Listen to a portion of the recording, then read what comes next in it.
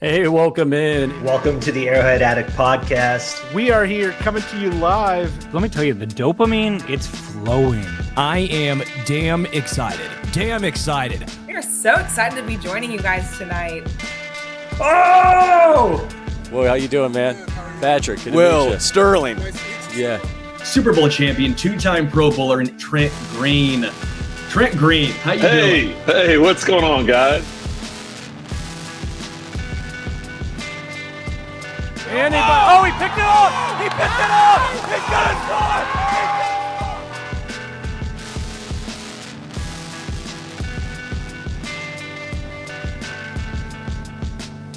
And we'll see you next week. But until then, as always, go Chiefs.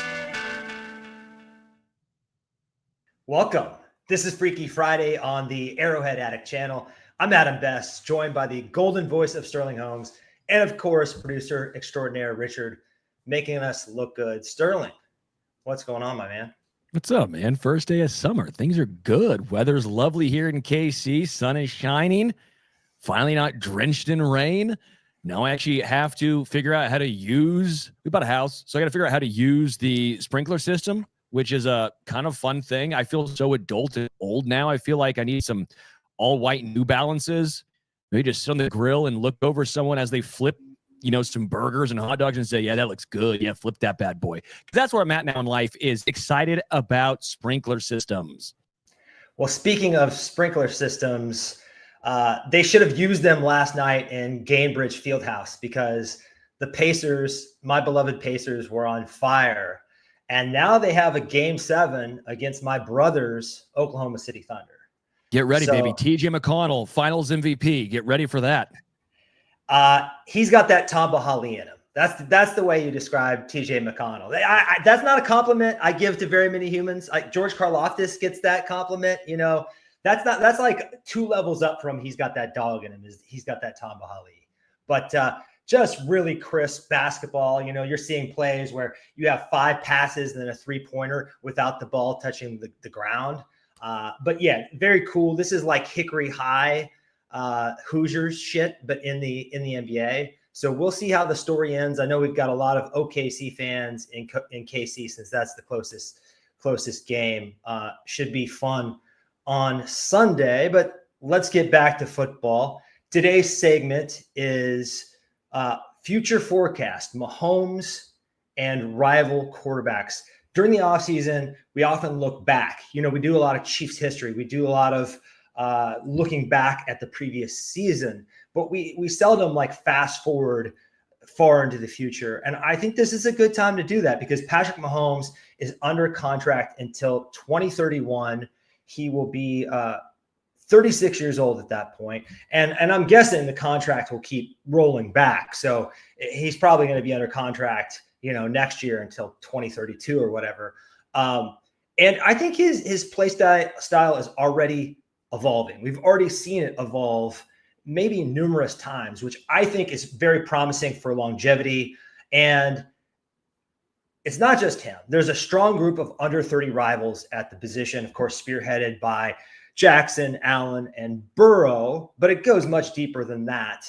And I think it makes sense to look at how Patrick Mahomes will age because he's about to enter a chapter. I know this is very sad, but he's about to enter a chapter without Travis Kelce, without Chris Jones, probably at some point without Andy Reid and Steve Spagnuolo. If you look at their age, you look at Mahomes' age. I know this is very sad, but it's also encouraging that Mahomes is going to outlast pretty much everybody.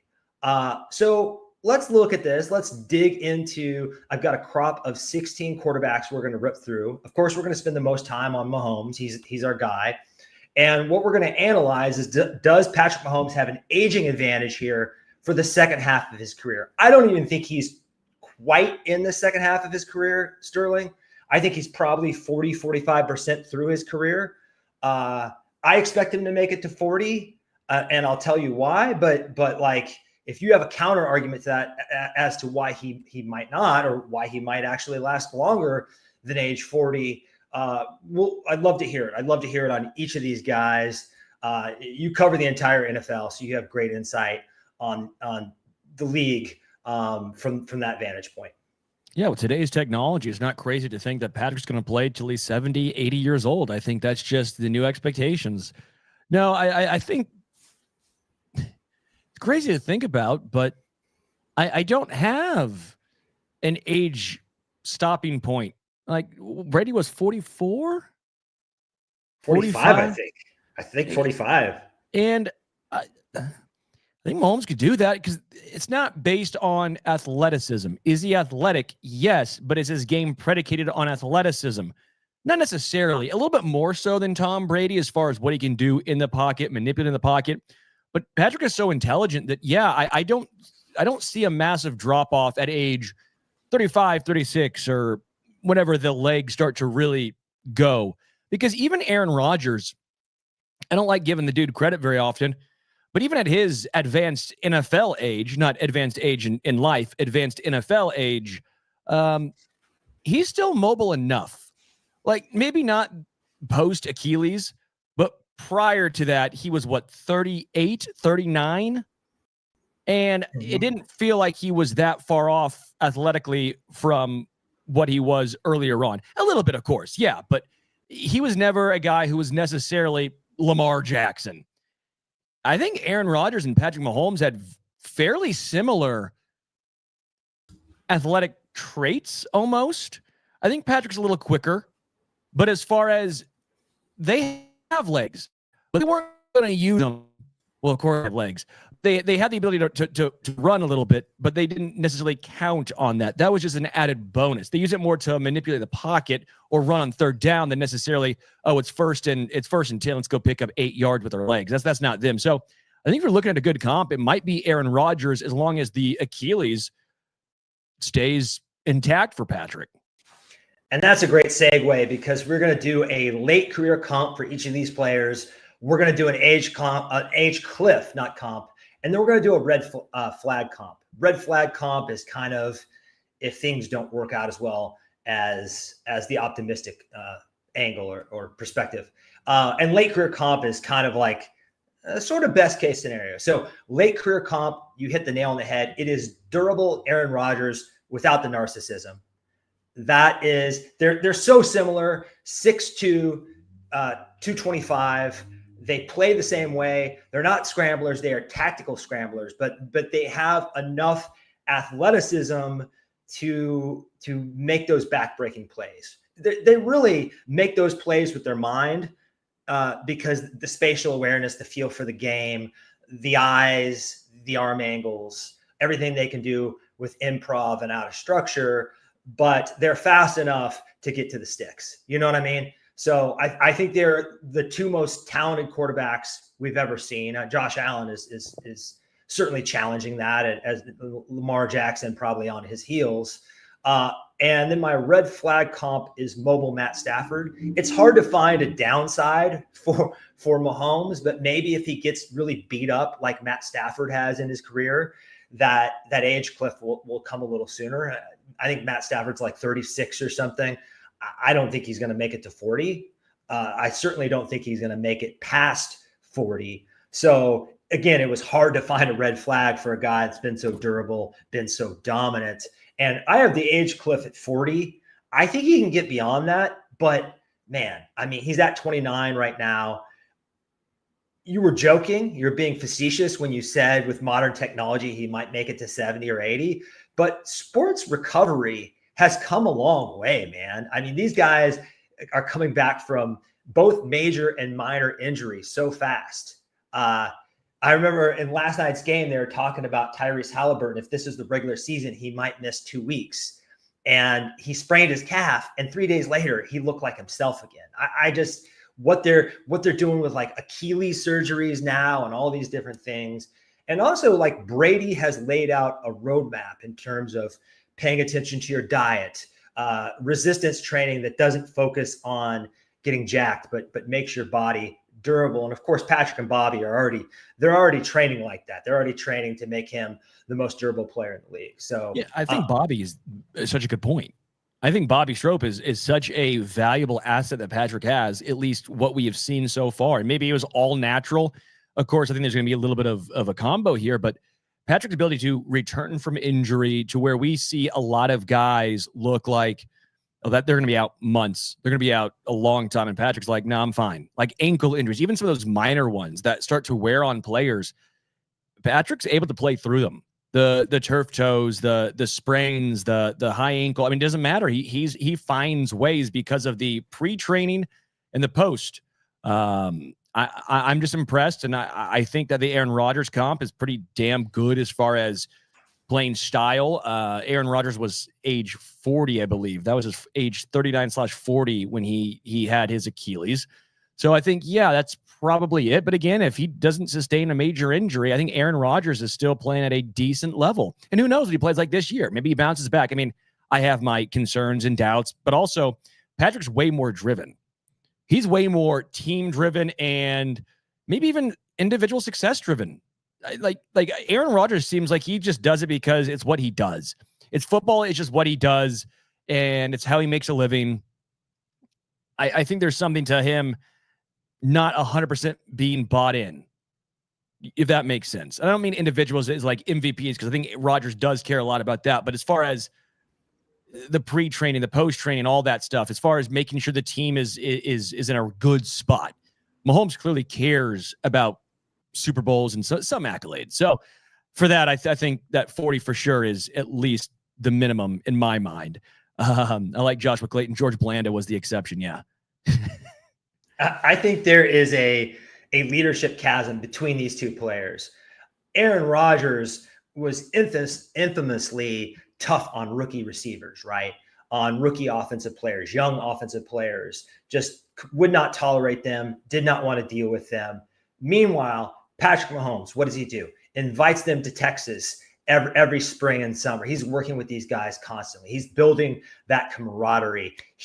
You never see him throw a teammate under the bus. I mean, his modesty, I would call excessive. I would call it excessive modesty. He takes more of the blame, the lion's share of the blame than he really has to, but that's just the kind of leader he is, and you love to see it. And the last thing I'll say about Mahomes is short term, it's been frustrating, but long term, the league has done Patrick Mahomes and the Chiefs franchise a favor because they have forced him to play with less improv, to play more from the pocket, to be a quicker processor, to not be the big game hunter as much as he was early in his career, and not try to just win outside of structure. He has had to become more of a pocket player, and I think that is going to serve him extremely well when he gets into his 30s. Because even that playoff run he had a few years back where he sprained his ankle, we've seen him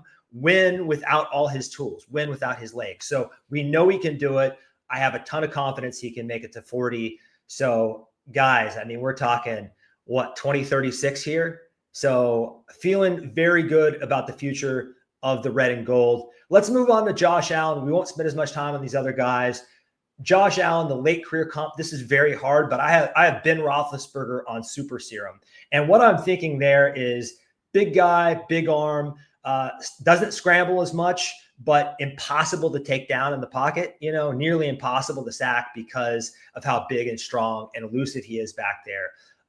The red flag comp for him I have is Cam Newton without the silly hat. That does not bode as well for him. Cam Newton, of course, wore down fairly quickly, had the MVP heights, and just didn't last. I mean, what did he last to? 30 or whatever? Hopefully Josh, I love watching Josh play. He's a great rival. I think him nipping on Mahomes' heels elevates Patrick, pushes Patrick. So I have the age cliff at 37. I just think he kind of plays like a human wrecking ball. I don't see him lasting as long as Patrick Mahomes. That doesn't make sense to me. Where are you at with the future of Josh Allen? Yeah, I do think he'll get a little worse, obviously, with the athleticism and the physicality going, but I think it's a little bit down the road. I think the Big Ben on-field comp, let's not bring in the off-the-field issues or even just the head case that is Big Ben. When you kind of dive into the ego and all that stuff, it doesn't seem like Josh Allen has that in him. But I do think it's a good comp overall, but I do think Allen is a little different, and maybe it's pretty similar.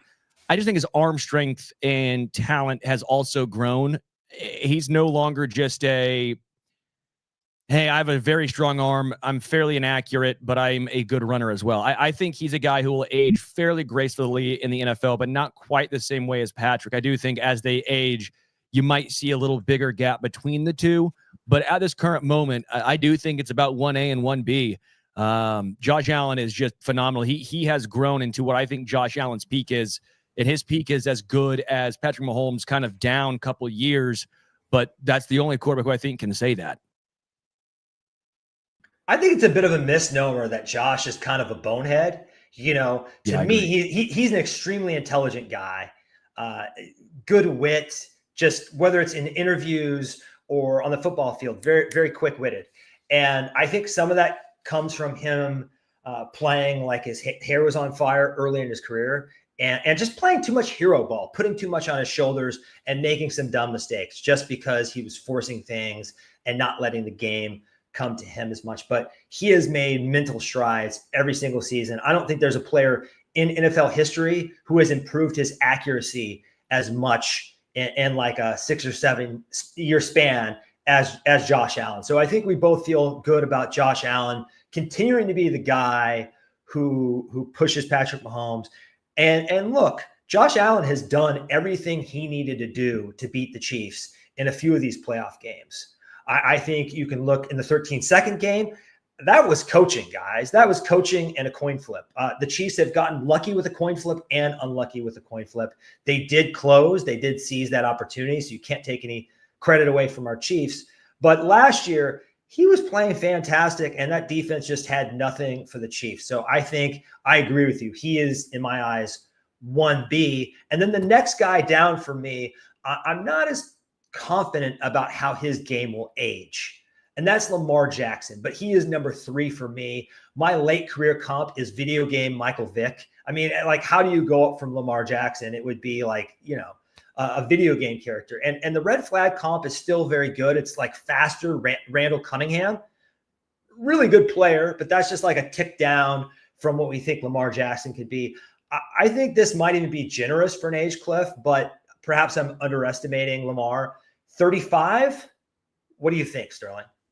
Yeah, it's about fair. He doesn't have the arm, man. If his athleticism goes,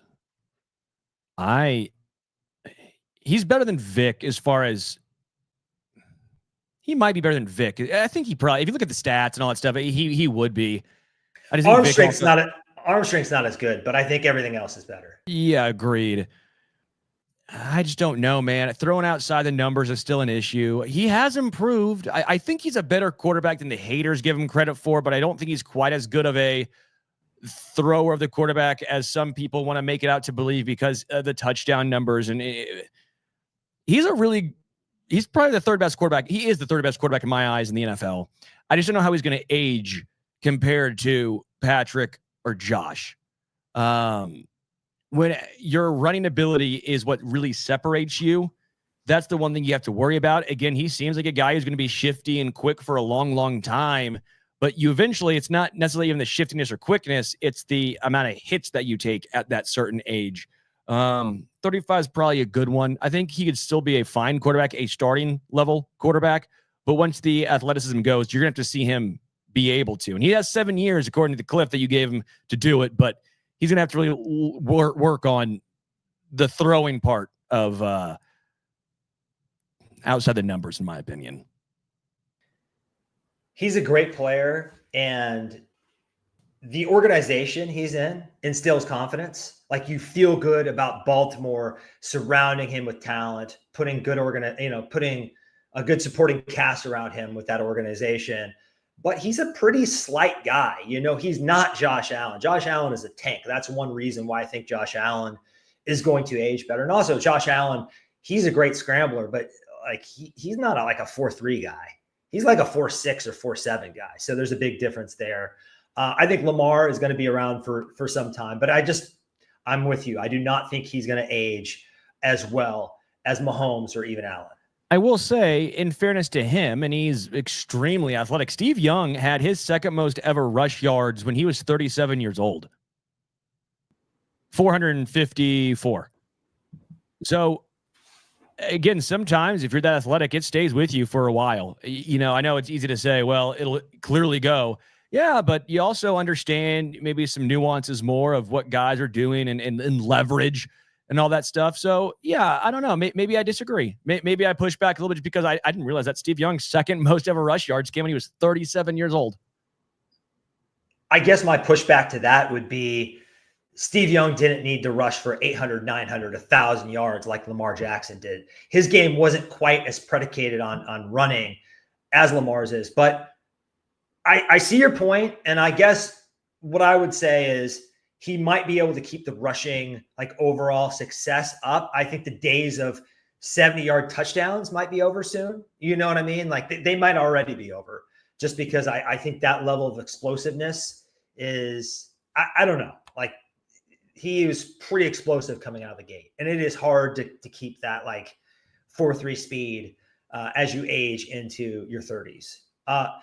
Let's go to Joe Burrow. I think he's the consensus number 4 here.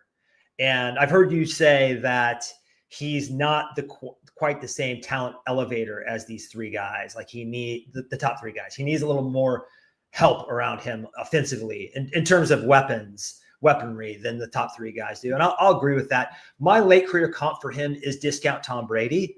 I know that's a very flattering comp. You could even say discount Joe Montana would be another one.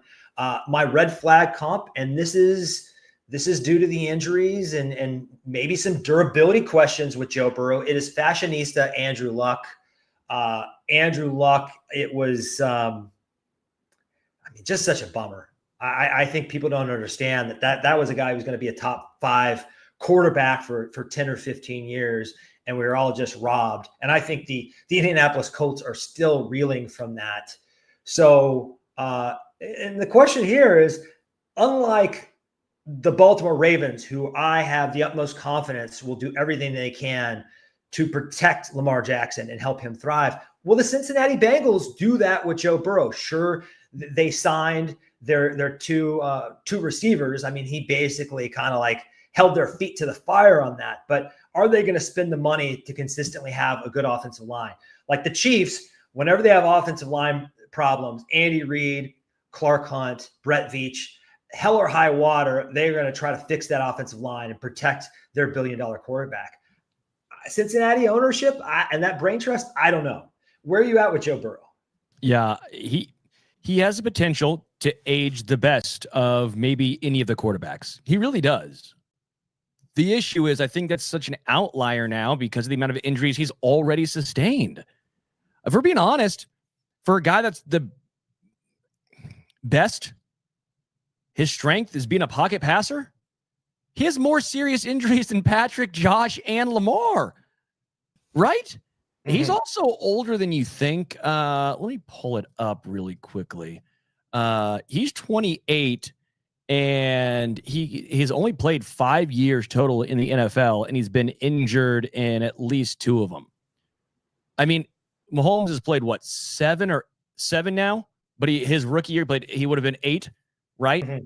Yeah. And he's only 1 year older than Joe Burrow. Like, Joe Burrow is sneakily older than, at least I think he is. And then you think he would be. They're like 2 months off birthday-wise then. I don't know, man. Joe Burrow could go down as a huge what-if. Joe Burrow might go down as a huge what-if, not only just injuries, but you look at the stats and you might look at the per-game numbers, and then we end up saying, but he made 1 Super Bowl and that was it, and he lost it? Like, I don't think we're looking at Dan Marino with just the absurd numbers. I think you're looking at, and I might be completely wrong. I just, you start getting down to it and you're sitting here going, Joe Burrow has had more hype off of 1 playoff victory of the Chiefs than any quarterback I can ever imagine. It's insane to me. I think he's a really, really, really good quarterback.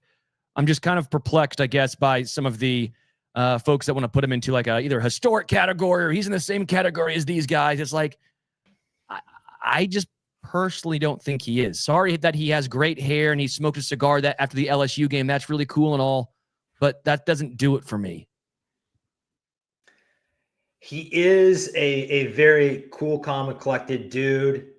He's got the style, He's got the panache. He's got all of that. Here's another comp for you, Kurt Warner, because I think Joe Burrow is the fastest processor in the league. I don't think that's even a question. Like his ability to process and get rid of the ball. And I think where he's improved there is when that isn't there, he's not taking as many sacks. I think he relied on that to his detriment early in his career, where if he couldn't find somebody fast, ripping through these reads, he just kind of held on to the ball and he was taking a lot of sacks. And that's one reason he was getting the shit beat out of them. I saw improvement there last year. And if they can protect him with the offensive line, and if he can limit his tendency to take too many sacks, he's got the playing style that could last into his 40s, because he's not beating you with his legs. Sure, he has some sneaky athleticism and does some tactical scrambling, but he's not like Mahomes and Rodgers in that regard. If he was on the Eagles, I think we would talk about him aging the best of any quarterback. But he's not on the Eagles, and so we'll have no idea. Because I think if he's on the Eagles, I think we're having a conversation that he is an elite player and all that stuff. Not all his fault, obviously, but you got to consistently make the playoffs, not what has he made the playoffs twice in his 5-year career? And in his defense, the defense was atrocious last year. So sure, Patrick Mahomes also had atrocious defenses before. Correct. And that was never used as an excuse? It was not. And he damn near went, if it wasn't for an offsides or a coin flip, he would have gone to the Super Bowl with arguably the worst defense in the league under Bob Sutton. So that's what separates. That's why I don't necessarily think Joe is in that top tier with those other three guys. I do think Mahomes is easily at the top of that. Well, not easily, but I think he's definitively at the top of that tier. And then Joe Burrow is probably in a tier of his own. And this next group that we're going to talk about, this is where it gets a little murky, right? I mean, it honestly gets kind of murky from like 5 to 16 here. And it's kind of like pick your flavor. I'm going to go with Justin Herbert here. Like, we're not really ranking him. It's very loose ranking. My late career comp for him is dollar store Dan Marino. I think he's a little bit more accurate than Dan Marino. Hasn't proven as much to this point in his early career. The red flag comp is maybe like a Zen Carson Palmer. I think Carson Palmer had that kind of similar stature, that build and arm, and just never really became what people expected Carson Palmer to do, even though he had plenty of moments. The age clip for someone like Justin Herbert, fairly durable, right? Tough player, big arm. He's not really winning with his legs. He's a pretty cerebral guy. I think he can get up there to 38 or 39, like some of these quarterbacks in the previous generation did. Thoughts on Justin Herbert? I think he's going to end up with ridiculous counting stats. I mean, he came into the NFL young, and he started at age 22 and threw up 4,300 yards, 31 touchdowns, 10 interceptions. His second year as a starter, which is hilarious because everyone's praising Joe Burrow last year, or his second year at age 23, Justin Herbert threw for 5,000 yards, over 5,000 with 38 touchdowns. Like, we've not necessarily seen that Herbert since. Part of that's the team, part of it's the scheme. But Herbert is, again, why I think so many people have him as such a talented player, because we've seen the highs of Justin Herbert, and it is equal to Joe Burrow, but with a slightly more athleticism. You know, I'm in on Herbert. You know my thoughts on him. He's got to eventually keep doing it, because I do think he's either the defenses have figured him out, whether it's coaching, doesn't matter. I think they found a good 1-2 as far as run game first, play action with him and all that stuff. But he's kind of like, I guess, Burrow in the sense that not a great organization. Chargers, not a great organization. Haven't given him a ton of help. He's not had Jamar or T. They at least have invested in the offensive line. But I do think Herbert's a guy who could play a long, long time. I see Joshua Clayton says, red flag comp Kirk Cousins. I get that. I think he has a better arm than Kirk Cousins, and I think he's more athletic than Kirk Cousins ever was. That's my opinion. He's bigger too. He's 6'6". He's a big guy. So I get it in terms of ceiling and just never being a guy that quite gets there. I picked Dan Marino because I do think he's going to be a accounting stat god who might never get to a Super Bowl. Just looking at the organization and his current trajectory and his age, like you said. Let's take these next guys as a group, because I think we have a cluster of about 5 guys who you could rank any which way. And I'm just going to rip through them. Jaden Daniels, I have first. Late career comp is track speed Steve Young. I have his red flag comp, Robert Griffin III. Even the team is the same. The age cliff for him is 33. I just need to see him be durable, because he takes a lot of hits and it's early in his career. So next up is CJ Stroud. My late career comp for him is a Jim Kelly, Troy Aikman hybrid. The red flag comp is Sam Bradford Part 2. Early flashes, never fully materializes. Age cliff for him, conservative 36 with what we've seen so far. Brock Purdy, the late career comp for him is Rich Gannon with a head start. I know Chiefs fans will appreciate and maybe not appreciate both the Rich Gannon shout out. Red flag comp is David Klingler's exploding elbow. We wish Brock Purdy well, but that is a concern when you're having elbow surgery at such a young age. And the age clip for him, if the elbow is bad, it's going to be way lower than this. But 37, his play style should age quite well. Jalen Hurts, my late career comp for him is Alex Smith without the early career identity crisis. I think they're kind of similar guys. And if Alex Smith would have started on the Chiefs, we would have thought of him differently. Red flag comp, Dante Culpepper with better leaderships. I think they're clearly talented guys who are boosted by elite systems and surrounding talents. My age cliff for him is 35. I think that might be generous. I think when the legs and the strength and all that go for him, I just don't see him being a guy whose processing is going to take him into his late 30s. The last name I'll finish up with here in this tier is Jordan Love. My late career comp for him is a less chaotic Tony Romo. The red flag comp is Blake Bortles with touch. Age cliff, I don't know, 37. It's hard with some of these guys. So this group, Sterling, I'm going to let you comment on them as a group. Daniel, Stroud, Purdy, Hurts, and Love. What are your thoughts? Yeah, I think Hurts is an interesting one because I think he is such a great leader. He might buy a couple of years later on just as a team that wants him to be a bridge quarterback or a leader. I get the athleticism comment as far as not even the speed, but the strength that he possesses. I mean, he is such a strong dude. He's so easy to root for. I know they just whacked the Chiefs, and I get that. I really like Jalen Hurts, man. He seems humble. I loved him just even in college. I mean, he is awesome. I think he'd be a hell of a head coach someday. So I have no idea. He just, from that's just even aside, I just think he's easy to root for. I like Jalen Hurts. Jordan Love is funny. Less chaotic Tony Romo. I don't know. I feel like he still might be more chaotic than Tony Romo. Yeah, I think people forget that he got hurt last year, and that may have hampered him. What's really interesting about Jordan Love is I think he can scramble. He just never does. Yeah. And if he added that, I think it would really help him. Brock Purdy, it's hard to separate him from his environment. Although I will say when guys were getting hurt and dropping like flies for them last season, I was impressed with him. He can go deep. He can scramble more than you think. So impressed with him. I think he's worth that contract. CJ Stroud, a little disappointing in year 2, but you have to remember Stephon Diggs lost for the season early. Tank Dell lost for the season. Just things didn't go as planned. I think they had one of the worst offensive coordinators in the league last year in Bobby Slowick. So I want to see another year from him before really making determinations. And then Jaden Daniels, I think he's the guy that really can join the top 3 in terms of talent. I mean, what he came in and did as a rookie,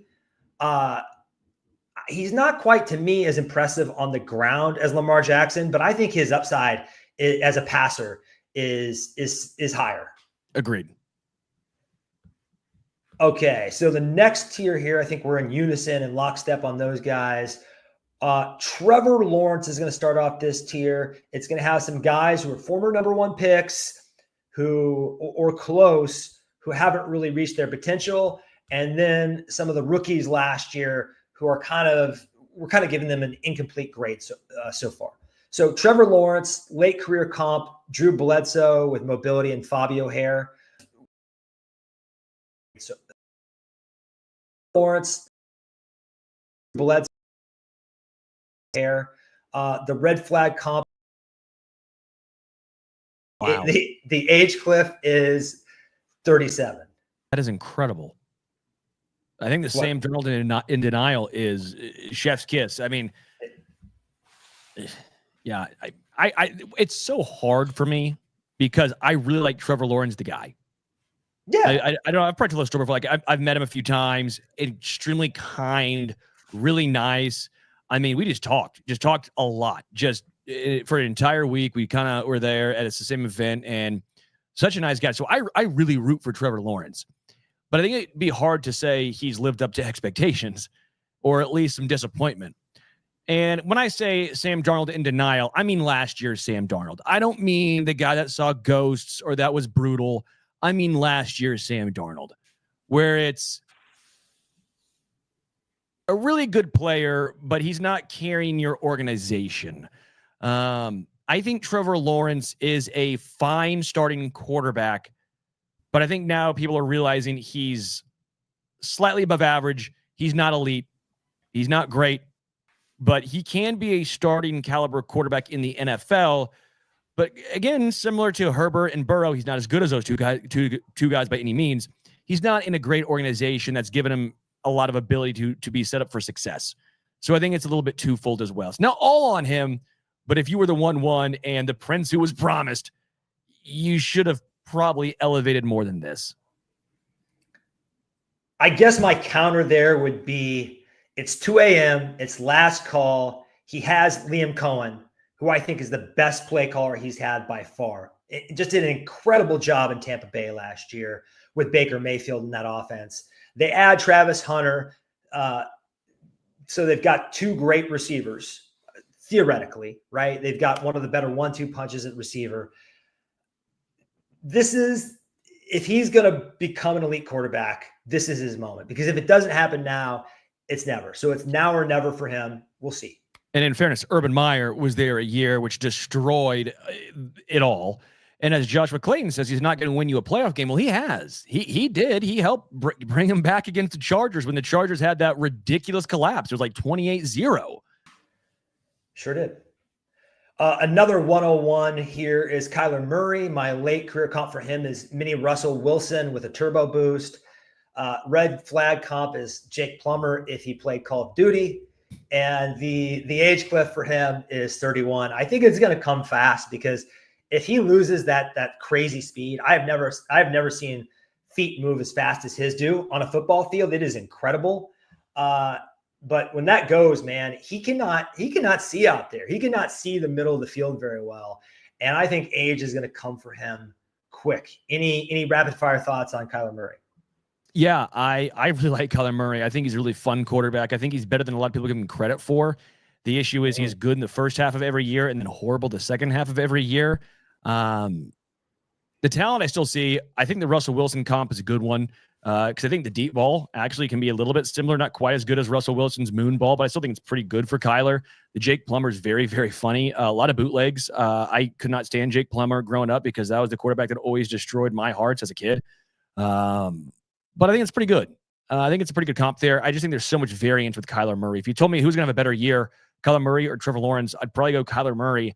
But I do think you're right. Trevor Lawrence, and I see a lot of folks in the chat talking about, the Jags basically messing up a lot of things. I agree. I'm not saying the Jags are a good organization by any means, but Herbert didn't go to a great spot and made it work. Burrow didn't go to a great spot and made it work. Josh Allen at the time didn't go to a great spot and made it work. My point is, I think he's a good quarterback, a pretty good quarterback. Trevor Lawrence is, I think, pretty good. I just think he's been, again, he hasn't always helped his case in regards to him getting to that next level, that next echelon of QBs. I would call the Jags and the Cardinals two sneaky dark horse teams because usually these teams that come out of nowhere and end up being contenders have really good quarterbacks. I'm not saying they will, But if you're looking for a team to come out of nowhere, I think you could tell yourself a story about either of those teams. I said, so 2 years ago, I said the Texans. Nailed it. Last year, I said the Cardinals. Felt really good until they collapsed. So last year, I actually picked the Cardinals because of that. I was all in. So I think it's no longer the sneaky dark horse as much as it was last year, but I still think the Cardinals are a team that you're right, because I think offensively they're pretty tasty. Trey McBride being a top 3 tight end, and I think probably in the NFL. Yeah. And they've bolstered that defense. So let's see how they compete in the NFC West this year. Tua Tagovailoa, late career comp, lefty Chad Pennington in a better situation. I'm sorry, that's what I see. Red flag comp is Mark Sanchez with great PR. And the age cliff for him, man, I hate to do this, but it's 30, guys. I just worry about him, especially last year. He started scrambling more. I'm like, no, dude, don't do that. Just sit back in the pocket. And one of the things that worried me about his longevity is what are they called? The concussion cap that they put on? Guardian cap. Guardian cap. So you see on his own team, Devon Achane wearing that. No problem. I look like I'm in NBA Jam, but who cares? I'm protecting my brain, the most important thing I can protect in my entire body. Tua did not want to do that. And I'm not sure why the organization didn't mandate that he do that. Like, we're not putting you on the field until you wear a Guardian cap. We don't care if you don't look cool. It was just, speaking of red flags, that was a red flag for me. I see Josh McClain says red flag comp is Trent Green for Tua. The issue is I actually understand that decently well. I think that's a good late career comp for him. Yeah, that's kind of my point. Was I think that'd be too good. I think Trent Green, kind of similar situations where not always the best defenses, good offenses. Got hurt early in his career too. Yeah, and lost that I think it's a good comp, man. I just think Trent Green was actually better, and maybe it's because I'm biased because of KC and Trent, but I think Trent Green is just a better quarterback than Tua Tagovailoa personally. Yeah, I mean, so far, how could you argue with that? Another 101 here, and that's Caleb Williams. I know a lot of people compare him to Patrick Mahomes. We're seeing how absurd that was after 1 year. Was he in a terrible situation last year with the offensive line and the offensive coaching staff? Absolutely. But still, like you said, great players transcend their circumstances, and he is yet to do that. So my late career comp for him is modern Fran Tarkenton, a very fun player. For some of us will remember, I wasn't around for him, but my dad was. The red flag comp is taller Johnny Manziel, who parties less. Sorry, that's rough.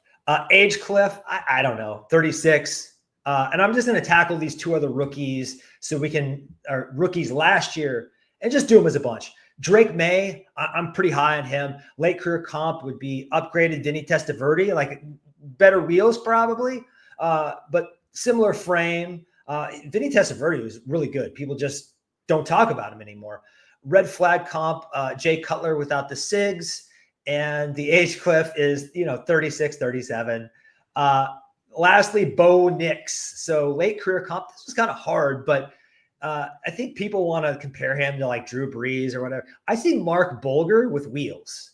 They same kind of like conservative style, but Bo Nix just has the athleticism to say, let's get the hell out of here. If he doesn't, he really wants to stay on schedule and be an extension of Sean Payton on the field. And if it's not there, he's scrambling. That's the way he plays. There's your Jake Plummer. Well, maybe. Red flag comp, Cobra Kai Ken Dorsey. He's got the kind of like the spiky hair and everything. The age cliff for him, he runs and doesn't have the talent of Drake May and Caleb Williams, so I put him at 35. This group, Sterling, Caleb, Drake, Bo. How do you see that trio? I didn't like Caleb coming out of college, personally. I said Jaden Daniels the entire time, and I think we see why. I never understood the hype behind Caleb Williams personally. I just didn't. I didn't get it. All the leadership issues that seemingly were bubbling under the table arose last year, it felt like. I'm not saying he's not talented. I'm not saying I don't think he can turn it around. And maybe as he gets older and understands more, I think he can maybe figure some things out. I'm just not betting on Caleb Williams personally. Do I think he can be do I think he's a starting NFL quarterback? Yeah, I do. But when I'm saying I don't picture him as like a franchise altering quarterback, I don't picture him as a 1-1. I don't picture him as a Jaden Daniels or even a CJ Stroud or a guy in that ilk. I just don't. I think he's fine. Drake May is interesting. I wasn't super thrilled him coming out of college again, same kind of situation where I needed to see more. Was it UNC? And I was like, it's too tough to really judge. He looked pretty good last year. I actually thought Drake May impressed me more than I thought last year for a team that I thought was really bad. I mean, you look at the Bears, there's weapons galore. I actually, the offensive line of the Bears last year got bleeped on when it wasn't all the offensive line's fault. I thought Caleb Williams thought he was still in the Pac-12 at times trying to make plays when you should just throw it away or go to your first read. Drake May has a lot of hit and miss in his game, which is intriguing. Bo Nix was the one where I don't see a high ceiling for him. Bo Nix feels like last year he kind of is what he is, where he can move a little bit, but not the best. He needs Sean Payton. If he had a bad offensive coordinator, bad head coach, I don't think Bo Nix would do what he. And maybe that's just very simplistic, and a lot of people you could say that about. But I think he's in a good situation where it's a defensive-driven team. I'm trying to think of a good comp where it's. I don't think a Trent Dilfer. Or like not same play style, but like that's what you need. You need the defense to lead you. And as long as you are taking care of the football, you can make a couple of back-breaking plays on third down. That's all you need to do. Now, if you need Bo Nix to be the offensive leader to carry you and score 35-plus points a game, I don't think that's your guy. But I do think he can be a game manager, if you will. And right now, I think that's all the Broncos need. So if I was picking which three of those quarterbacks, let's say Caleb, Bo, and Drake, who had the best career when it's all said and done, I might go Drake, Bo, and then Caleb. Ooh, I see where you're coming from, though. With Bo Nix, I almost thought about going like homeless man, poor man's Steve McNair. So a little bit of that. Steve McNair was a great player, though. So also the complicated stuff off the field. Caleb, I've seen flashes. I get why people buy into him, but this is a copycat league. And I think he's not Zach Wilson, but I think Patrick Mahomes, it's the same disease. We got to find the next Patrick Mahomes. Jordan Love, Caleb Williams, Zach Wilson, these guys that can throw any angle, any platform. People are looking for that Patrick Mahomes trait. And I think it can cause you to get a little bit too excitable about some of these guys that we might be mislabeling their ceiling a little bit. Drake May, I think if there's one guy from this list that's way down that could jump up and be a contender in the AFC, I see a little bit of Josh Allen in him, honestly. And I'm not saying he's going to reach those heights. Josh Allen is one of the most talented quarterbacks in league history. But his size, his arm, his ability to run, smart guy, seems like a good leader. I'm very impressed with him. And also, like, for Chiefs fans, if we're looking to the future, bottoming out, like if the Patriots just would have bottomed out, maybe they could have found their quarterback faster. But they weren't in the wilderness from Tom Brady to Drake May that long. So it's not impossible to be a dynasty, have everyone leave, and then find a new guy. Maybe I'm premature in saying that. Bo Nix, he also had a great line. I mean, that blocking situation that he had last year, he wasn't getting touched, man. And you have to say that about him. So I'm going to put a bow on this by saying I think we have to feel extremely well going forward about Patrick Mahomes, his ability to evolve, which he's already shown, the way he's going to age gracefully, and the future of this franchise. It's not that the AFC and the NFL overall are, it is stocked with extremely talented quarterbacks, but the sample size on a lot of these guys have been small. A lot of these guys who have been picked first overall and we've been told we're generational, we're not generational. You know, I'm looking at Caleb Williams. I'm looking at Trevor Lawrence. So I just think we have to feel very good. Let's get you guys out of. Oh, last thing, real quick. What's funny is Mahomes is only 4 years older than Bo Nix. That's crazy. He played a lot of college football, man. Patrick Mahomes is 29. Bo Nix is 25. Wow. Makes sense. It felt like he was in college for 25 years, honestly.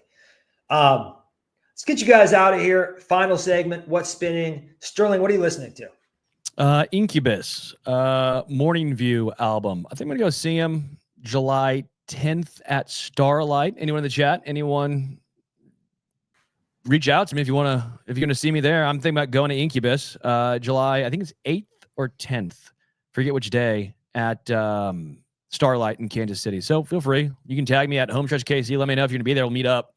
But yeah, it's Incubus. I love Incubus. They're playing that album in its entirety. Morning View, and love that album. One of my favorite albums of all time. I'm glad they're doing it because I love there's a band that you like that plays an album in its entirety, because then I get to hear the songs that they never play. Like, don't get me wrong, going to see a band, they only play the hits and stuff. That's fun too. But sometimes I want to hear songs that I love that maybe aren't quite as popular. And now I get to hear them when I would not have heard it because I was not going to see Incubus when I was like 6. So this is fun for me. I saw Nas do Illmatic in its entirety in the order. It was really cool. You know, it just, there's something about an album. I don't know. It's just special to see that kind of concert. I'm going to go with the Pixies. I was supposed to go see the Pixies with Kurt Vile opening for them, who I also love. Sunday, I have sold my tickets because I'm a Pacers fan. I have to watch Game 7. But I'm bummed. But, you know, your sports teams come, you know, over everything but family. That's how we roll. Want to say thanks to the chat. You guys were very active today. That keeps Sterling and I going, gives us a lot to chew on. I love the show being interactive, so thank you. And if you dig Arrowhead Addict, here's how you can help our community. Subscribe on YouTube. That way you never miss a short or a show. Audio listeners, please consider giving us a 5-star review on either Spotify or Apple. Really helps us out, really helps more people find the program. And if you're doing that on Apple, ask a question. We'll get to it on our Thursday show, the OG Hour with Patrick Allen. Lastly, the mothership, arrowheadaddict.com. Matt Connor and the gang always keep you rocking all off season long. So don't forget about the website. That's where it all started, guys. Join us live next Friday at 3 p.m. Central right here on the Arrowhead Addict channel. Until then, go Chiefs.